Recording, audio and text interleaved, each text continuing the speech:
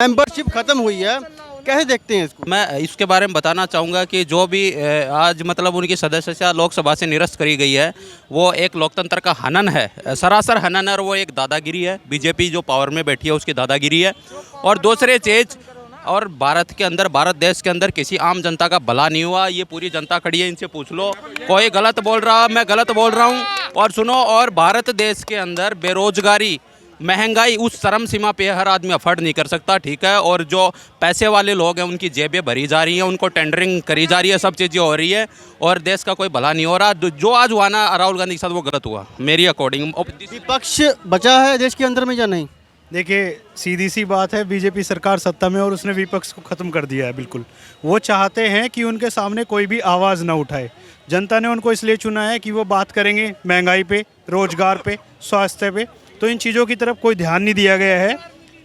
बिल्कुल आप देखिए, रोज़गार आज़ादी के बाद से सबसे निम्न स्तर पे है। वही हाल शिक्षा व्यवस्था का है, वही हाल स्वास्थ्य व्यवस्था का है। कोरोना में जिन लोगों ने अपने परिवार वालों को खोया है, वो लोग जानते हैं कि हमारी स्वास्थ्य व्यवस्था किस स्थिति में है। तो हमारा यही है कि बीजेपी को, देखिए, देश के लिए जनता ने चुना है, देश के लिए काम कीजिए। आप कुछ चुनिंदा लोगों के लिए काम। मैं ये पूछ रहा था, 30 दिनों की जो मोहलत है वो कोर्ट ने दी थी राहुल गांधी जी को कि कहीं ना कहीं आप उच्च न्यायालय में जाकर अपनी बात रख सकते हैं, पर 26 घंटे के अंदर में जैसे कहीं ना उनकी मेंबरशिप को ख़त्म किया गया, इसको कैसे देखते हैं आप? तो चाहे वो न्याय व्यवस्था है, हमारी जो भी जुडिशरी है या ईडी है, वो सब अभी गवर्नमेंट के अंडर में है। जब हमारे पास में एक व्यवस्था है कि इसको 30 दिन के लिए अपील कर सकते हैं, उनको अपील करने की मोहलत नहीं दी गई है। तो ये तो सीधी सीधी बात है कि वो राहुल गांधी फिर से संसद में आएंगे और फिर से वो क्वेश्चन करेंगे सरकार को। तो क्वेश्चन करने का एक ही तरीका है कि इनको संसद से ही बाहर कर दिया जाए। तो ये मोनोपोली है सरकार की मोनोपोली नहीं होनी चाहिए। यहाँ पे उन लोगों को बात करनी चाहिए जनता के लिए क्या काम किए जा सकते हैं। धर्म के आधार पर ये पार्टी 90s से लेके 2 सीट से लेके 350 सीटों पे है, तो सिर्फ धर्म के आधार पे है, इसके अलावा कोई और रीज़न नहीं है।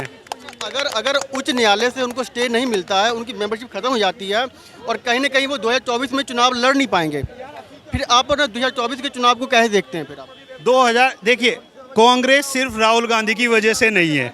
कांग्रेस ने इस देश में 50-60 साल राज किया है, और जो आप ये सब चीज़ें देख रहे हैं, अपने आसपास देखिए, अपने गांव में, अपने शहरों में, सब कांग्रेस ने बनाया है। तो जो चीज़ें खरीदी हैं, आपको एक चीज़ खरीदने के लिए आप बाजार जाओगे, 1000 की कोई चीज़ खरीदनी है, आप उसके लिए 1000 रुपये कमाएंगे, इकट्ठे करेंगे, वो काम लगता है, और उसको बेचने के लिए आपको 1 मिनट लगती है। तो बीजेपी ने जो चीज़ें बनाई हैं, उनको बेचने का काम किया है। आप ये कहना चाह रहे हैं कि राहुल गांधी अगर ना लड़े, चुनाव ना हो, तो कहीं ना कहीं कांग्रेस को फर्क नहीं पड़ेगा, वो कहीं ना कहीं मतलब वापसी कर पाएंगे?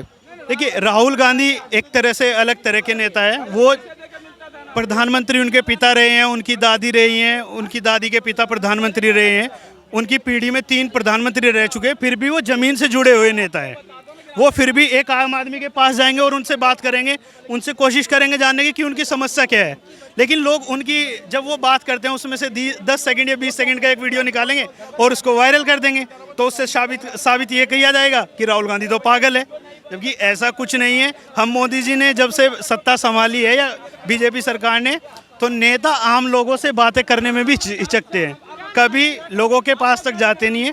तो हमारा सिर्फ एक यही है, अगर बीजेपी कुछ अच्छे काम कर रही है, होता है कि सरकार ने कुछ अच्छे काम किए होंगे, जैसे यातायात या परिवहन, इन सब चीज़ों में कुछ अच्छे काम किए, तो उनके अलावा जनता के बाकी मुद्दों पर भी ध्यान दें। ये कहना चाह रहे हैं कि विपक्ष खत्म होता जा रहा है देश के अंदर में? हाँ जी, देखिए, विपक्ष बिल्कुल देश में, विपक्ष की जो स्थिति कर दी है वो बहुत खराब स्थिति में है। और देखिए, जब तक देश में विपक्ष नहीं होगा, तो पक्ष भी उस स्थिति से काम नहीं कर पाएगा जैसा करना चाहिए।